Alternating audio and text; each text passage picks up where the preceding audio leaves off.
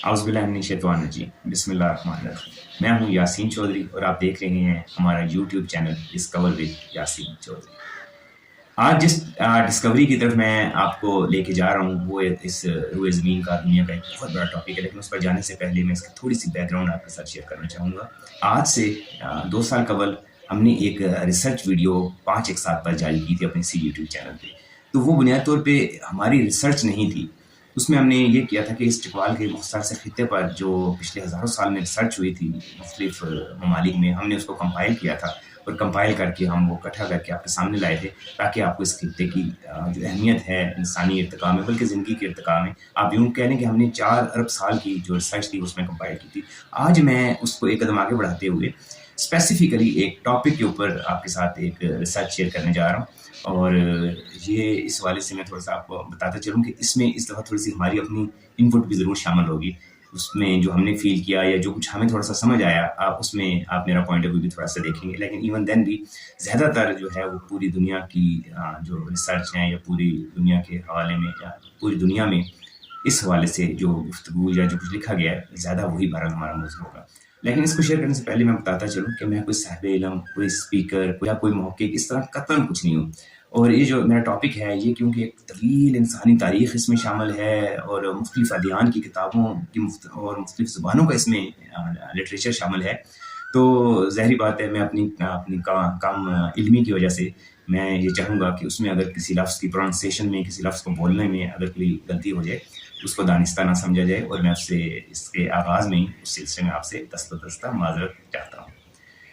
तो आज जिस तरफ या जिस वाक़े की तरफ मैं जाना चाह रहा हूँ उसका ताल्लुक़ असहाबे कहफ़ की अज़ीम हस्तियों से है, और उसी हवाले से मैं असहाबे कहफ़ के ग़ार के हवाले से मैं आपसे बात करूँगा। लेकिन इस सिलसिले में मैं एक बात जो है वो बिल्कुल शुरू में आपके साथ कहते चलूँ कि असहाबे कहफ़ का एक बड़ा मुनफ़रिद वाक़या कुरान करीम में बयान फरमाया गया है, और इसकी जो हकीकत है कुरान के लफ्ज़ भी हैं।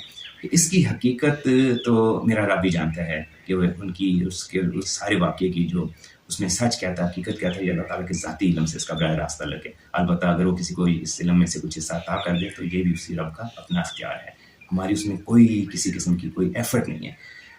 अच्छा, और इस मौज़ू की तरफ आने की वजह ये थी कि इस हवाले से मुख्तलिफ़ ममालिक में इन ग़ारों का ज़िक्र किया गया है। कम से कम 5 ममालिक में आपको ये ग़ार मिलते हैं जहाँ पर ये दावा किया गया है या ये कहा गया है कि ये ग़ार असहाबे कहफ़ के होना मुमकिन है।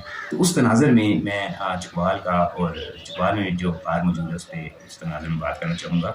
और इसमें मेरी जो पूरी वीडियो है इसमें मेरी रिक्वेस्ट आपसे ये होगी कि इसको आपने जब भी देखना है इसको आपने पूरी वीडियो को, जब आपको इतना टाइम अवेलेबल हो जितना हमारा ये मौजू है, तो आपने तब इसको देखना है। इसको अगर आप पार्शली बीच में से थोड़ा-थोड़ा करके देखेंगे या आगे पीछे करके देखेंगे तो शायद इसकी अफ़ादियत भी ख़त्म हो जाए और शायद आपको ये सारा मामला, जो कि बहुत अहम मामला है, शायद समझ भी ना आ सके। तो इस सिलसिले में चकवाल में एक ग़ार है जिस पर स्पेसिफ़िकली हम गुज़श्ता 2 साल से निस्बतन ज़्यादा काम कर रहे थे। वैसे तो उस ग़ार पे जाते हुए मुझे आप समझ लें कि 30-35 साल हो चुके हैं, और 10-15 साल से सोशल मीडिया के मुख्तलिफ़ प्लेटफ़ॉर्म पर भी हम इसको चलाते रहे। अच्छा, जब इस ग़ार पर मैंने थोड़ा सा हट कर और एक चीज़ स्ट्राइक की कि क्या ये पॉसिबल है, असल में इसकी कुछ बैकग्राउंड भी थी, बहुत ज़्यादा तवील हो जाएगी, मैं यहाँ शेयर नहीं करता हूँ। तो कुछ चीज़ ऐसी स्ट्राइक की कि मुझे लगा कि इससे भी असहाबे कहफ़ का शायद ताल्लुक़ मुमकिन है। जब हर नए दिन और हर नए पढ़ने वाले सफ़े से मैं तो हैरत होता चला गया। कुरान में बयान किए गए इस एक हैरत अंगेज़ वाक़ये को और अल्लाह ताला की इस शान को शुरू करने, उस ग़ार तक पहुँचने के तवील सफ़र तक मैं चाहूँगा कि आप मेरे साथ रहें, और हम इस वाक़ये को बाद में हम इस ग़ार के अंदर भी इस ग़ार का सारा जो है माहौल वो भी आपको दिखाएँगे फ़िज़िकली। लेकिन मैं चाहूँगा कि इस सारे वाक़ये में, इस सारे सफ़र को जो हम कुरान पाक से शुरू करके और दुनिया की रिसर्च और दुनिया के सवाल से जो गुफ्तगू हुई वहाँ से शुरू करके हम आगे चलेंगे, तो मैं चाहूँगा कि इस सारे सफ़र में आप मेरे साथ रहें, और हम इस सफ़र को अब शुरू करने जा रहे हैं जो हज़ारों बल्कि किसी हद तक शायद लाखों सालों पर मुहीत होगा। मुझे यकीन है कि इस सफ़र के आखिर में आपकी सोच के ज़ाविये आपको यकसर एक नई दुनिया में दाखिल कर देंगे, और आप इस हैरान कुन सफ़र में चकवाल के जिस पहाड़ी ग़ार में आखिर में जाकर क़याम करेंगे तो आप सिर्फ इतना कह पाएंगे, सुभान अल्लाह। अच्छा, इस जो असहाबे कहफ़ का वाक़या है, थोड़ी सी इसकी मैं उस वक्त अल्लाह ताला ने जो इसको कुरान में फरमाया इसकी हिकमत और ये वाक़या था क्या, तो इसकी अहमियत भी थोड़ा सा मैं बताता चलूँ कि اس واقعے میں اللہ کی حکمت یہ تھی کہ اس وقت رومیوں پر یونانی فلسفے اور بت پرستی کے بڑے شدید اثرات تھے. بہت بڑی آبادی کا ایک بڑا فرقہ صدوقی وہ آخرت کا اس وقت کھلم کھلا انکار کر چکے تھے. اور اس کے بعد اگر ہم انجیلوں کی بات کریں تو تینوں انجیلوں میں اس کا ذکر ہے. اور جیسے انجیل متی کے باب 22 میں، لوکا کے باب 20 میں، مرکز کے باب 12 میں، اور ان میں باقاعدہ ذکر کیا گیا کہ صدوقیوں کا اس آخرت میں منکر ہونے کا معاملہ تھا. وہ ان انجیلوں میں ان میں حضرت عیسیٰ علیہ السلام صاحب ان کے مذاکرات اور ان کے گفتگو کا پورا احوال اس میں ملتا ہے. اور اصحاب کہف کا یہ واقعہ، یعنی ان کا اتنے سالوں کے بعد دوبارہ زندہ ہو جانا، یہ آخرت کے اللہ تعالیٰ کے جو آخرت کا فرمان ہے اس کے اوپر یہ واقعہ ایک مہر. اب ہم اس میں تھوڑا سا آگے چلتے ہیں کہ کئی ممالک نے اس غار کے حوالے سے دعویٰ بھی کیا گیا ہے. کئی جگہوں پر انسانی جو ہیں قبریں ان کو ان کے ساتھ منسوب کیا گیا ہے، اور کئی جگہوں پر اس کو مطلب مختلف انداز میں کسی شہر کو اس نام سے منسوب کیا گیا کہ شاید یہ اس وجہ سے ہے. لیکن اس کی حقیقت تو جیسے میں نے پہلے فرمایا کہ صرف میرا رب ہی جانتا ہے. اور اس میں جو بنیادی چیز جو قرآن میں ہم دیکھنے جاتے ہیں وہ یہ ہے کہ اس غار میں جو دھوپ کا معاملہ ہے اور غار کی جو حیت ہے، یعنی اس میں اللہ کی نشانی جس چیز کو کہا گیا ہے وہ اس میں غار کو بہت زیادہ فوکس کیا گیا. تو ہم بھی اس ساری گفتگو کے بعد ہمارا بھی بنیادی فوکس اس غار پہ ہوگا. تو پاکستان کے خطہ چکوال کی غار تک جانے سے پہلے میں اس واقعے کے کچھ اہم پہلوؤں پر آپ سے ضرور گفتگو کرنا چاہوں گا. وہ بہت اہم ہیں، ان کو ہم جب ساتھ لے کے چلیں گے تو پھر شاید ہم اس غار کی حقیقت تک اور اس سفر کے اختتام تک ہم اپنے اس مقصد تک پہنچ سکیں گے. سورہ کہف کا جو نزول ہے وہ آپ صلی اللہ علیہ وسلم کی بعثت کے 8ویں اور 10ویں سال کی. سورہ کہف میں جو کل آیات آئی ہیں وہ 110 آئی ہیں، جو کل کلمات آئے ہیں وہ 1570 آئے ہیں، اور جو حروف آئے ہیں وہ 6360 آئے ہیں. اور یہودیوں کے اس دور کے جو بڑے علماء تھے انہوں نے قریش کے ذریعے آپ صلی اللہ علیہ وسلم سے 3 اہم سوال پوچھے تھے، اور اسی میں یہ بھی ایک سوال اصحاب کہف سے متعلق بھی تھا. اچھا، اگر ہم اس میں قدیم ادوار کی کتابوں اور زبانوں میں ذکر کریں تو قدیم ادوار میں ہمیں ان کا ذکر تقریباً 10 زبانوں میں ملتا ہے اصحاب کہف کے اس واقعے کا، اور 200 آپ صلی اللہ علیہ وسلم سے 100 سال قبل اگر ہم اصحاب کہف کے واقعے کا اگر ہم کوئی ثبوت یا کوئی باقاعدہ جو ہمیں اس کا کوئی ذکر ملتا ہے تو وہ صرف ایک واحد ایک ہے یہودیوں کی کتاب ہے جیکب آف سیرب. اس میں ہمیں یہ ان کا ذکر ملتا ہے، اور وہ بھی ان کے کچھ واز ہیں اور جن کو کے بعد میں تحریر کر لیا گیا تھا. اچھا، اب ادھر ایک قدم آگے چلتے ہوئے یہ ہے کہ اس میں اصحاب کہف میں جن واقعات میں ہمیں اختلافات نظر آتے ہیں، جن پہ لوگوں نے مختلف اپنے مختلف پوائنٹ آف ویو دیے ہیں، ان میں سے جو اہم ہیں اس میں ہے کہ اس واقعے کا دور کیا تھا، پھر اس واقعے کی ایگزیکٹ مدت کیا تھی، اصحاب کہف تھے کون، اور یہ واقعہ در حقیقت تھا کہاں، اور یہ بہت ہی اہم کہ یہ غار کہاں تھی اس وقت، پھر یہ کہ کتنی مدت تک اصحاب کہف ٹھہرے، پھر تعداد کتنی تھی. پھر ایک اور چیز پر بہت زیادہ جس میں گفتگو کی ہے وہ لفظ ہے رقیم. ان کو صاحب رقیم بھی کہا گیا ہے، اصحاب کہف و اصحاب رقیم بھی کہا گیا. تو رقیم کا مطلب کہ اس پہ بہت گفتگو ہوئی ہے. غار اور دھوپ کو اس کی نشانی کیوں کہا گیا ہے آج بھی. پھر یہ بھی بعض جگہ ملتا ہے کہ اصحاب کہف دوبارہ اس اپنی دائمی موت کی طرف گئے، یا وہ آج بھی زندہ ہیں جس طرح عیسیٰ علیہ السلام کہا جاتا ہے. تو مجموعی طور پر آپ ذہن میں رکھیے گا کہ یہ بہت مشکل واقعہ ہے، بہت مشکل. تو قرآن کے اسلوب اور قرآن کے حوالے سے اب ہم مختلف تفاسیر کا آپ کو اس میں حوالہ دیتے ہوئے آگے چلیں گے. تو شافعات کے دور میں مختلف زبانوں کے تراجم کے حوالے سے قرآن جو ہے وہ سعودیہ سے جاری کیے گئے تھے. اسی میں ایک اردو میں جو ہوا تھا جاری، اس کا تھا القرآن الکریم و ترجمہ معنیہ و ترجمۃ المعنیہ و تفسیر اللغۃ الاردی. دیکھتے ہیں کہ قرآن کے حقیقت یہ ہے کہ قرآن مجید کا ترجمہ خواہ کتنی ہی باریکی سے انجام پایا ہو، ان عظیم معنی کو کما حقہ ادا کرنے سے بہرحال قاصر رہے گا جو اس کے موزانہ متن میں عربی معنیہ میں موجود ہے. نیز یہ کہ ترجمہ میں جن مطالب کو پیش کیا جاتا ہے اس میں قرآن فہمی کا، لکھنے والے کا، اور بہت سے معاملات میں آپس میں تعلق بھی ہوتا ہے، اور پھر آپ اس تک پہنچ جاتے ہیں. تفسیر الحسنات بھی آیات بینات میں فرمایا گیا ہے کہ یہ ایک بہت عجیب واقعہ ہے جس کو سمجھنے کے لیے محض افہام عوام کا ہونا کافی نہیں ہے، بلکہ اس کے لیے صحیح ایمان کی بھی ضرورت ہے. یہ بہت ہی اہم بات ہے. اور ساتھ ہی یہ بھی کہا گیا ہے کہ اس کے لیے احسن عقل اور مہار میں اللہ کی حاجت ہے، یعنی اس میں اس سارے معاملے میں اللہ تعالیٰ کی خصوصی رحمنمائی بھی بہت ضروری ہے. اب ہم مختلف ادوار کی جو بہترین تفاسیر رہی ہیں، درجنوں کے حوالے سے یہ تفاسیر ہیں، ان تفاسیر میں اس واقعے کو پہلے ہم اس کو سمجھنے کی کوشش کریں گے، اور پھر ہم اس اپنے سفر کو آگے جاری رکھیں گے. یہ واقعہ سورہ کہف کی آیت نمبر 9 سے شروع ہوتا ہے. وہاں سوال ہوتا ہے کہ سننے والے، کیا تو نے گمان کیا ہے کہ صرف پہاڑ کی غار اور اس کی دیوار کے قطبے والے ہی ہمارے دلائل میں عجیب تھے؟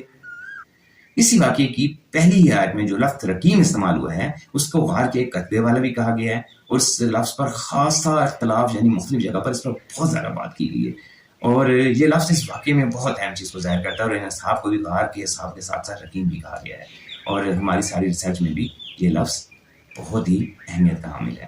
اسی حوالے سے اکثر تفاسیر میں حضرت عباس رضی اللہ عنہ کا حوالہ بھی دیا جاتا ہے کہ انہوں نے اس حوالے سے رقیم کو تختی بیان فرمایا، جبکہ حضرت اکرمہ رضی اللہ تعالیٰ عنہ کا فرمان ہے کہ میں نے حضرت ابن عباس رضی اللہ تعالیٰ عنہ سے یہ کہتے سنے ہیں کہ مجھے نہیں معلوم کہ رقیم کسی لکھی ہوئی تختی کا نام ہے یا کسی باتی کا، مجھے بہت اہم ہے، آپ نے اس کو اپنے ذہن میں رکھنا ہے۔ رسول کریم صلی اللہ علیہ وسلم سے رقیم کی کوئی مراد متعین نہیں ہے، اور نہ ہی ہمیں کسی حدیث میں اس کا ریفرنس ملتا ہے۔ البتہ تفسیر معارف القرآن کی جلد 5 کے مطابق حافظ ابن حجر نے اس جگہ پر واضح کر دیا ہے کہ اصحاب کہف اور رقیم در حقیقت ایک ہی جماعت ہے، جس پر جمہور مفسرین اور محدثین کافی حد تک متفق ہیں۔ مرہ سے رقیم کے حوالے سے پوچھا گیا تو انہوں نے فرمایا کہ کعب کا خیال ہے کہ یہ وہ گاؤں ہے جہاں سے اصحاب کہف نکلے تھے۔ مجاہد نے بھی رقیم سے مراد ان کی وادی ہی مراد لیا ہے۔ صدی نے کہا الرقیم سے مراد غار والی چٹان ہے۔ ابن زید نے کہا کہ رقیم سے مراد کتاب ہے، اور وہ کتاب جس کا حکم اللہ تعالیٰ نے ہم پر غالب کر دیا ہے۔ ابن عطیہ نے کہا کہ رقیم ہی سے کتاب مرقوم ہے، اور اسی سے مراد رقم الوادی یعنی وہ جگہ جہاں سے پانی چلے اور پھر اکٹھا ہو جائے، یعنی اس کو تو آپ چشمہ اور پھر اسی چشمے سے جھیل بن جانا بھی کہتے ہیں، اور ہماری ریسرچ میں یہ بہت اہم ہے، اس کو بھی آپ نے لازمی یاد رکھنا ہے۔ نقاش نے حضرت قتادہ سے نقل کیا کہ الرقیم سے مراد ان کے درہم یعنی جو پیسے ان کے پاس تھے وہ ہے۔ حضرت انس رضی اللہ تعالیٰ عنہ اور شابی کے مطابق رقیم ان کا کتا ہے جو اصحاب کہف کے ساتھ ہو گیا تھا، وہ کتا در حقیقت رقیم ہے۔ اکرمہ کے مطابق الرقیم دراصل دوات ہے، اور یہ بھی کہا گیا ہے کہ یہ وہ تختی ہے جس پر ان کے معاملات لکھے گئے تھے۔ ضحاک نے کہا کہ الرقیم روم کا ایک شہر ہے۔ تفسیر المعارف القرآن میں کعب احبار وہاب بن منصبہ کے حوالے سے نقل کیا گیا ہے کہ در حقیقت ایلا یعنی عقبہ کے قریب یہ ایک شہر ہے جس کو رقیم کہا جاتا ہے۔ تفسیر عثمانی باقاعدہ بڑی سخت تنبیہ کے ساتھ فرماتی ہے کہ یہ رقیم جو لفظ ہے یہ پہاڑ میں کھو کو کہتے ہیں، یعنی غار کی ایک خاص قسم جس کو آپ کھو کہتے ہیں، رقیم در حقیقت وہ ہے۔ جغرافی بائبل جو تفاسیر میں کوٹ بھی کیا گیا اس میں آتا ہے کہ رقیم ایک شمالی جھیل ہے جو شرقی عرب کا ریگستان ہے، جس کے سامنے ارض اودم اور سلسلہ احال ہے۔ اسی معنی میں مزید آگے ملتا ہے کہ رقیم بیضوی شکل پر ہے۔ رقیم تک جانے کے لیے سنگ درہ ہے۔ اس کے علاوہ ارض القرآن، طبری، نیو انسائکلوپیڈیا، معجم البدان، احسن التفاسیر، ان سب میں اور ایسی بے انتہا کتابوں میں ان کے الگ الگ مطالب بیان کیے گئے۔ ابھی آپ کے ساتھ جو میں گفتگو کر رہا ہوں اس میں میں صرف ایک لفظ رقیم کے اوپر بات کر رہا ہوں، اور آپ یاد رکھیں کہ ہمارے سفر میں ہماری منزل تک پہنچنے میں ہمارے لیے یہ رقیم کا لفظ بہت ہی اہم ہے، جس کا آپ کو آگے جا کے پتہ چلے گا۔ تفسیر مظہر القرآن میں رقیم سے مراد جنگل لیا گیا ہے، یعنی جنگل بنیادی طور پر اس میں جو بیان کیا گیا اس سے مراد جنگل کا کنارہ ہے۔ علامہ استغفری اور علامہ بشاری مقدسی نے بھی 3 صدی میں اس رقیم پر کافی کچھ لکھا ہے۔ تفسیر جلالین میں لکھا ہے کہ اس کے کئی معنی ہیں: اصحاب کہف کی بستی، اصحاب کہف کا پہاڑ، ان کا کتا، ان کا وادی، ان کی تختی جس پر ان کے حالات لکھے گئے تھے۔ اسی طرح تفسیر ابن کثیر میں اس کے کئی معنی بتائے گئے ہیں، یا تو ایلا کی وادی یا اس وادی کے پاس کی کوئی جگہ، یا کوئی عمارت یا وادی یا پہاڑ، اور اس کے کئی معنی وہاں بھی بیان فرمائے گئے۔ تفسیر تفہیم القرآن کے مطابق جدید محققین آثار قدیمہ نے یہ بات ماننے سے سخت عمل کیا ہے کہ پیڑا کا شہر در حقیقت رقیمی ہے، وہاں پہ بھی اس کار کا حوالہ دیا گیا۔ تفسیر عثمانی میں رقیم کا ترجمہ کھو کا کیا گیا، اور کھو کا ترجمہ گڑھا نما سوراخ ہوتا ہے، یعنی ایک ایسا غار جو زمین میں جا کے گڑھے کی صورت میں ہو۔ اس کو میں تھوڑا سا آپ کو انگلش میں اگر میں ایلیبریٹ کروں تو شاید آپ زیادہ سمجھ سکیں گے۔ اس کو جو ہے انڈر گراؤنڈ چیمبر کہہ سکتے ہیں، اور یہ وہ دوسری چیز ہے جو میں آپ سے کہہ رہا ہوں کہ آپ نے بہت یاد رکھنی ہے، شاید آپ نے اس کو لکھ کے رکھ لیں۔ تفسیر کنز الایمان میں اس کو پہاڑ کی کھو بھی کہا گیا اور جنگل کا کنارہ بھی کہا گیا، اور آپ یہ یاد رکھیں گے میں نے ابھی سے ایک لفظ پہ جو آپ کے ساتھ ریفرنسز شیئر کی یہ بہت کم ہے، اور ظاہری بات ہے مجھے اپنے اس ٹاپک کو وائنڈ اپ کرنا تھا۔ یہ 2 سال کی ریسرچ کا ٹاپک تھا اور یہ بہت وسیع تھا، اور اس لیے میں کچھ چیزیں ایسی ہیں جن کو میں اسکپ کر بھی نہیں سکتا تھا، مجبوری تھی آپ کے ساتھ شیئر کرنا، ورنہ شاید آپ اس چیز کی پوری انڈرسٹینڈنگ نہ پیدا کر سکیں جب ہم اس تک ہمارا سفر پہنچے گا۔ اب اس ایک لفظ پر ایک کافی طویل گفتگو تھی، آگے شاید کسی لفظ پہ اتنی لمبی ہماری گفتگو نہ ہو، اور آگے چل کر اسی رقیم کے لفظ کے اوپر میں آپ کو بہت دلچسپ انالیسس ضرور دوں گا۔ اب آگے چلتے ہیں، اب ہم آتے ہیں آیت نمبر 11 پہ کہ ہم نے ان کے کانوں میں غار کے اندر گنتی کے کئی سال تک تھپکی دی۔ کچھ جگہ پر اس کا ترجمہ تھپکی دینے کا ترجمہ ضرب لگانا پہ ضرب لگانا بھی کیا گیا، کچھ جگہ گہری نیند سلانا بھی کیا گیا. آگے جا کر ہم اس پر بھی آپ کے ساتھ بات کرتے ہیں، لیکن اس پر بات کریں گے. پھر غار کا ذکر شروع ہوتا ہے تو آتا ہے کہ جب سورج نکلتا ہے تو دیکھے گا اس کی دھوپ ان کی دائیں جانب جھک جاتی ہے، اور جب وہ غروب ہوتا ہے تو دھوپ بائیں جانب سے اوپر گزر جاتی ہے، حالانکہ وہ غار کے کھلے میدان میں ہیں. یہ امور اللہ کی نشانیوں میں سے ہیں. دھوپ کے دائیں یا بائیں جھکنے کا ذکر جو اس آیت میں آتا ہے وہ سب سے اہم مسئلہ ہے، اور اسی کو جو ہے وہ ایک نشانی بھی کہا گیا ہے. اب یہاں پہ ہم نے یہ دیکھنا ہے کہ دائیں اور بائیں جو ہے وہ اندر سے دیکھنے والے کی ہے کہ باہر سے دیکھنے والے کی ہے. تو دونوں صورتوں میں، کیونکہ دونوں صورتوں میں دائیں اور بائیں مختلف ہو جائیں گے، یہ بہت اہم پوائنٹ ہوئے. تو لفظ استعمال ہوا ہے کہ اے دیکھنے والے تو دیکھے گا. اس کا مطلب یہ ہے کہ دیکھنے والا تو ان کو باہر سے دیکھ رہا ہے. تو یہاں یہ ضروری ہے کہ باہر سے جب آپ دیکھیں تو دھوپ کا جھکنا اس طرح کے فرمایا گیا. تفسیر ابن کثیر میں ایسی صورت میں یہ کہا گیا ہے کہ غار کا جو رخ ہے وہ شمال کی جانب ہونا چاہیے. تفسیر الحسنات میں قاضی بیضاوی رحمۃ اللہ علیہ نے دروازہ غار کو بنات النعاش یعنی ستاروں کے نیچے قرار دیا ہے کہ وہ ایک ایسی لوکیشن میں ہے کہ اس سے دھوپ اندر نہیں جا سکتی ہے، لیکن دھوپ اس کے دروازے تک آتی ہے. بہت اہم ہے. اور یہ جو انہوں نے بیان کیا اس کی بہت بڑی سائنٹیفک ریسرچ ہے، وہ میں ظاہری بات ہے یہاں پہ شیئر کر سکتا ہوں. تفسیر جلالین میں آتا ہے کہ کسی بھی وقت ان پر دھوپ نہیں پڑتی ہے لیکن دھوپ وہاں تک جاتی ہے. یعنی غار شمال اور جنوب رویا واقعہ ہے. اس پر تقریباً بڑی اکثریت نے اور زیادہ تر تفسیر میں یہی بات کیا گیا کہ دھوپ کی یہ نوعیت تب ہی پاسبل ہے جب غار کا رخ شمالاً جنوباً ہوگا. معرف القرآن میں آتا ہے تفسیر میں کہ دھوپ کی یہ صورت غار کی کسی خاص وضع قطع کی بنا پر ہو سکتی ہے، یعنی شمالاً جنوباً ضروری نہیں ہے. غار کی کوئی ایسی حیت ہے، ایسی کوئی انوکھی غار ہے، ایسی منفرد ہے، ایسی اللہ کی شان ہے کہ وہ نہیں ہے، لیکن دھوپ کی کسی خاص وجہ سے اسے، لیکن انہوں نے بیان نہیں کیا. ظاہری بات ہے اس کو بیان کوئی کیسے کرے جب تک آپ پریکٹیکل اس چیز کو دیکھیں گے نہیں. تفسیر الحسنات میں آتا ہے کہ یہ معاملہ چونکہ اللہ کی نشانی میں سے تھا تو اللہ قادر مطلق ہے کہ وہ ہر پہلو سے دھوپ کو روک لے. بن زجاج کے مطابق دھوپ یہ اس طرح غار سے الگ ہو کے ایک سمت کی بنا پر گزر جانا اور ایک اور سمت کی طرف سے واپسی پہ گزر جانا، یہ کوئی بہت بڑی کرامت ہے اور کوئی بہت اہم معاملہ ہے. تفسیر قرطبی میں ہے کہ دھوپ کا یہ نظام غار کی مخصوص وضع اور حیت ہی نہیں بلکہ اللہ کی قدرت کاملہ کی نشانی بھی تھی. یعنی نشانی تب ہی ہوگی جب عام صورت یعنی شمالاً جنوباً نہ بھی ہو تو پھر بھی دھوپ کا رخ غار میں ویسا ہی ہو جیسا کہ اللہ کی ذات فرما رہی ہے، اور غار دھوپ کے اندر نہ جائے. اب آیت کے دوسرے حصے کی طرف چلتے ہیں. یہ غار کے اندر ایک کشادہ حصہ ہے. تو خاص طور پر جہاں پر جو لفظ استعمال ہوا ایک وسیع کشادہ، ایک روٹین سے ہٹ کے، تو صحیح معنوں میں وسیع اور کشادہ جو فرمایا گیا ہے وہ پھر وسیع اور کشادہ بھی ہونا چاہیے اور تھوڑا ڈفرینٹ ہونا چاہیے. ویسے نہیں ہونا چاہیے کہ آپ غار میں جائیں اور آگے تھوڑی سی غار کھلی ہے پھر تنگ ہے، تو اس کے بارے میں بھی کچھ نہ کچھ معاملہ بہت مختلف ہونا چاہیے. تو ایسا غار نارملی تو بہت مشکل ہے، اور پھر خیر آیا بھی ہے کہ اللہ نے ان کو ایک بڑی مخصوص غار کی طرف رہنمائی فرمائی تھی، اور یہی اللہ کی نشانی تھی. اسی کو نشانی کہا گیا. اسی جلالین میں آتا ہے کہ بے شک وقت دو باتیں معلوم ہوئی. ایک تو یہ کہ زندہ رہنے کے لیے وہ ایک نہایت ہی موزوں اور محفوظ مقام ہے، اور روشنی اور ہوا کی راہ تو موجود ہے، اور لیکن اس کی جو نوعیت ہے وہ بہت انٹرسٹنگ ہے اور بڑی انسان کو سکون آور ہے اور بڑی دلچسپ ہے. اور پھر یہ کہ اندر اس میں کوئی جگہ کی کمی نہیں ہے. یعنی جیسے آپ کا گھر ہوتا ہے آپ اپنی مرضی سے اس کو ڈیزائن کرتے ہیں، تو غار میں تو آپ جائیں تو آپ کو سب سے پہلے تو گھٹن کوفت اور نمی اور عجیب، لیکن وہ اس میں انہوں نے کہا کہ ویسا نہیں ہے، وہ بہت مختلف ہے. اس میں جو روشنی کے راستے ہیں وہ موجود ہیں، اس میں ہوا کے راستوں کا کوئی ایسی ڈائریکشن ہے کہ اس کا راستہ بہت کمال کا ہے. اچھا، تفسیر ابن کثیر میں بھی اس پہ کچھ بات ہوئی اور انہوں نے کہا ہے کہ یہ وہ وہاں پر جو سابق آف ہے غار میں کشادہ حصے پہ ہیں. کشادہ اگین لفظ جو ہے وہ اب نارملی بڑا کا استعمال ہوا ہے. تفسیر البیان القرآن یعنی غار کے اندر کافی زیادہ کشادہ جگہ تھی، انہوں نے بھی یہ کہا ہے. اور سابق آف کھلی جگہ میں سوئے ہوئے تھے. اب کھلی جگہ میں سوئے ہوئے تھے اس کو بھی آپ ذہن میں رکھیں. تفسیر القرآن میں آتا ہے غار کے اندر ایک وسیع جگہ پر پڑے ہوئے ہیں.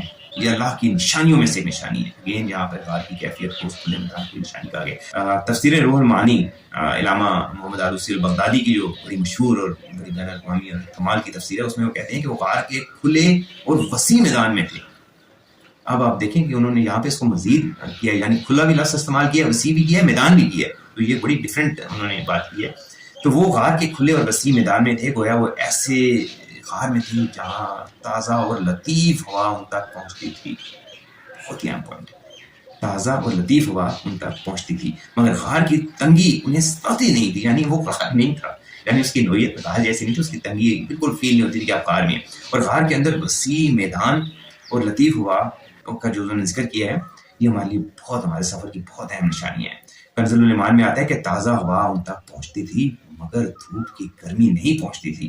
اگلی آیت نمبر 18 میں اللہ تعالیٰ فرماتا ہے کہ دیکھنے والے تو گمان کرے گا کہ وہ جاگ رہے ہیں حالانکہ وہ سوئے ہوئے ہیں، ہم انہیں دائیں اور بائیں کروٹ بدلتے ہیں، ان کا کتا دروازے پر دونوں ہاتھ پھیلائے بیٹھا ہے، اگر تو انہیں جھانک کر دیکھ لے تو پیٹ پھیر کر بھاگ جائے گا اور تیرا دل ان کی دہشت سے بھر جائے گا۔ اس میں اللہ تعالیٰ نے اس کے ساتھ ساتھ بہت بڑی نشانیاں بتائی ہیں۔ اس آیت مبارکہ کے حوالے سے مختلف ادوار میں مختلف چیزوں پر مختلف گفتگو ہوتی رہی، کبھی سائنس ترقی کر کے کوئی اور گفتگو ہو گئی، کبھی علم تھوڑا بڑھ گیا، کوئی اور گفتگو ہو گئی۔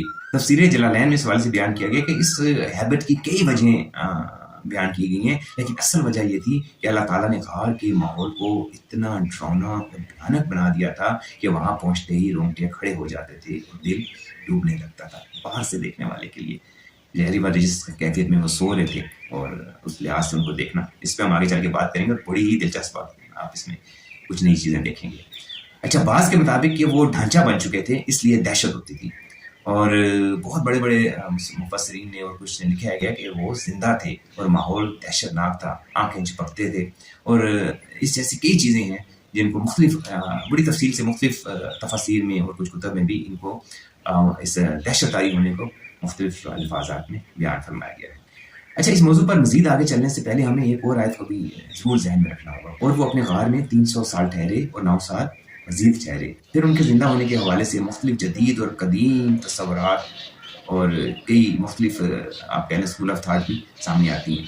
کہیں اس پر جدید ٹائم ڈائمینشن تھیوری ثابت کی گئی ہے، کہیں زمان و مکان پر گفتگو ہوئی ہے، کہیں ہائبرنیشن جیسے جدید ترین جو سائنسی ایک عمل ہے اس کے حوالے سے کافی گفتگو کی گئی ہے، اور ان کے یہاں قدیم قیام کو ثابت کرنے میں واقعہ معراج کا بھی کسی حد تک حوالہ دیا گیا، یعنی اس کو ایک ٹائم اسپیس میں زیادہ کنسیڈر کیا گیا ہے۔ اچھا، یہ بنیادی طور پر بہت ساری تھیوریز پر ان پر بات کی گئی ہے، لیکن ان میں سے جو ایک دو سب سے اہم تھیوریز ہیں ان پر پہلے بات کر لیتے ہیں۔ لیکن میں یہ کلیئر کرتا چلوں کہ میں کوئی عالم یا کوئی سائنسدان نہیں ہوں، البتہ جو ڈیٹا یا جہاں تک مجھے سمجھ آئی وہ میں آپ کے ساتھ ضرور شیئر کروں گا۔ اچھا، سب سے پہلے اگر ٹائم ڈائمینشن تھیوری کی بات کریں تو اس میں بھی دو پہلو ہیں، کیونکہ زندہ اور مردہ کا جو ٹائم ڈائمینشن ہے وہ مختلف ہوتا ہے، اور زمان و مکان کے حوالے سے پھر مزید مختلف ہو جاتا ہے۔ پھر کہیں جا کر اگر ہم ان ساری چیزوں کو ذہن میں رکھیں تو اس کو تھوڑی سی انڈرسٹینڈنگ ہم باہر کر سکتے ہیں۔ تو کچھ نے اس معاملے کو ہائبرنیشن سے بھی تشبیہ دی ہے۔ ہائبرنیشن کی تفصیل جو ہے وہ بہت لمبی ہے، مختصراً میں بتا دیتا ہوں۔ یہ ہوتا ہے کہ جیسے آپ نے وہ مینڈک یا ریچھ کا آپ نے دیکھا ہے کہ سردیوں میں وہ اپنی ہارٹ بیٹ کو اور بلڈ سرکولیشن کو اتنا کم کر لیتے ہیں کہ پھر وہ اس عرصہ میں سو کے گزارتے ہیں۔ سونے کے جو عرصہ ہے اس کو ہائبرنیشن بھی آپ کہتے ہیں۔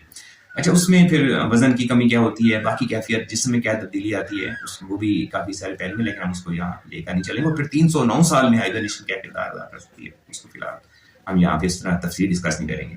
لیکن ہائبرنیشن میں جو ہے وہ وقت چلتا رہتا ہے، اور باقی چیزیں اس میں لباس کی خرابی اور باقی چیزوں کو آپ کنسیڈر کریں تو وہ تو نہیں رکیں گی، اور اصحاب کہف جب اٹھے ہیں تو ان کو تو کہیں ایسی کمزوری یہ چیز فیل نہیں ہوئی، پھر ان کا لباس انٹیکٹ اور باقی چیزیں، تو یہ معاملہ غالباً میری نظر میں ہائبرنیشن نہیں ہے۔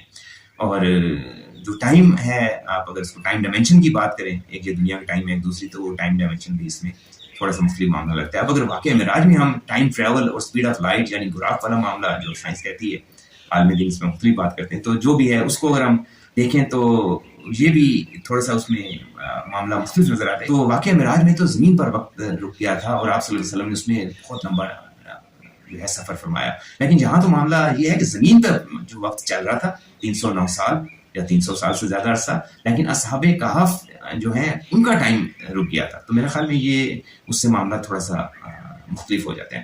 تو پھر یہ ہے کہ وہ غار میں کتنا عرصہ رہے، اس میں بھی کچھ ہمیں بہت کم دو چار بڑی اہم تفاسیر میں علم نجوم کے حوالے سے اس پر گفتگو ملتی ہے، لیکن وہ بھی آپ اس میں تھوڑی سی تقسیم ہے کہ انہوں نے وقت کے پیمانوں کو کہ اس کو سیکنڈ، اور جو قدیم دور میں جو وقت کے پیمانے تھے دقیقہ اور اس قسم کی چیزیں، ساعت کتنی رکی، تو اس پہ کافی ریسرچ ہمیں ملتی ہے، لیکن آپ صحیح بات ہے وہ یہاں پہ شیئر کریں تو ہمارا بہت لمبا ہو جاتا ہے، پہلی کافی طویل ہو رہا ہے۔ اچھا، اس سلسلے میں ایک بہت اہم بات جو مجھے اپنے اس کام کے حوالے سے بہت اہم محسوس ہوئی وہ ہے تفسیر قرآن کریم میں، اس میں جو مجھے خاص تحقیق میں جو گفتگو اور جو لفظ اس میں ملے ہیں، اس میں آتا ہے کہ گویا جس وقت وہ لوگ گھر میں داخل ہوئے تو صبح کا پہلا پہر تھا، اور جب وہ بیدار ہوئے تو دن کا آخری پہر تھا۔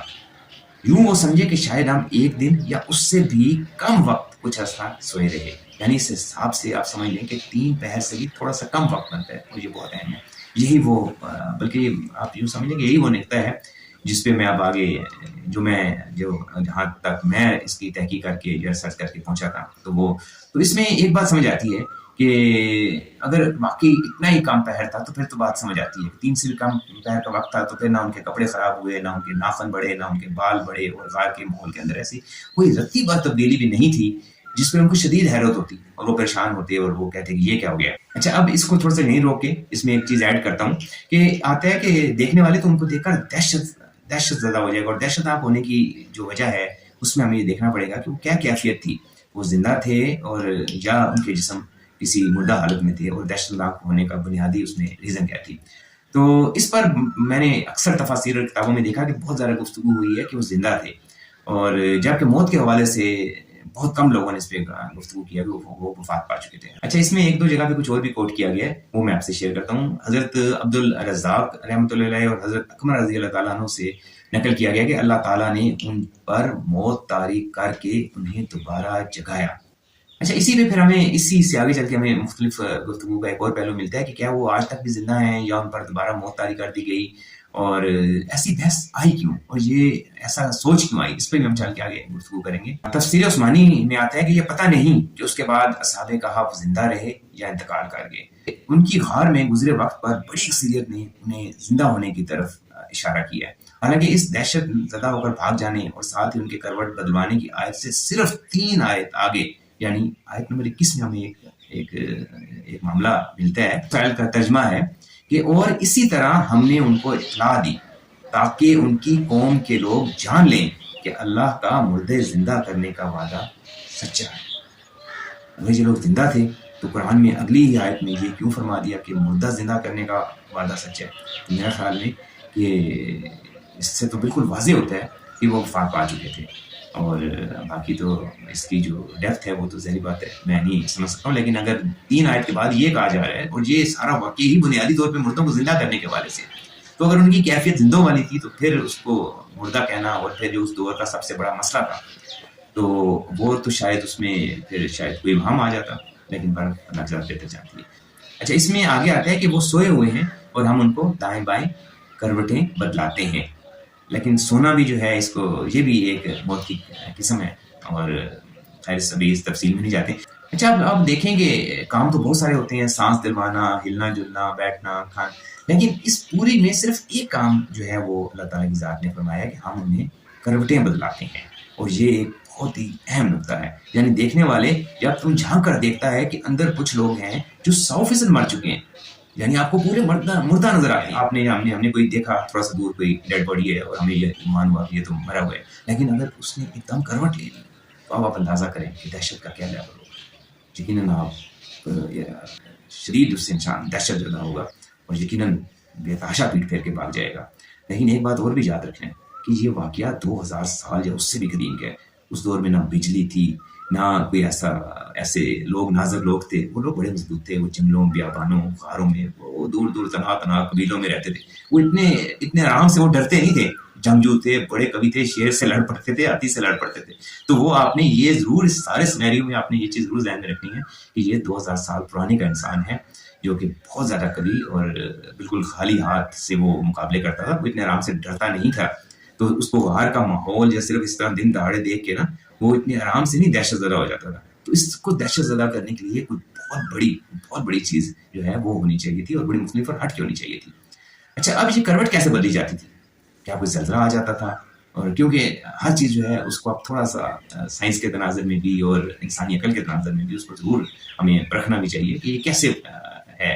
تو اس پر تفصیلی جو بات ہے اس کو میں فی الحال آئندہ کے لیے رکھ رہا ہوں، اور آگے جا کے ہم اس پہ تھوڑی سی گفتگو کر لیں گے کہ یہ کیا تھا. لیکن یہ ہے کہ اب اس کیفیت کو سمجھنے کے لیے کہ وہ کروٹ کیسے بدلتے تھے، اب ہمیں تھوڑا سا غور کرنا پڑے گا اس تھڑے کے اوپر جس تھڑے پر وہ سو رہے تھے. اور یہ اس میں بہت ہی اہم ہے کہ اصحاب کہف کس کیفیت میں سو رہے تھے. غار میں وہ جگہ، وہ زمین، وہ تھڑا، وہ کیسی جگہ تھی جہاں اصحاب کہف سو رہے.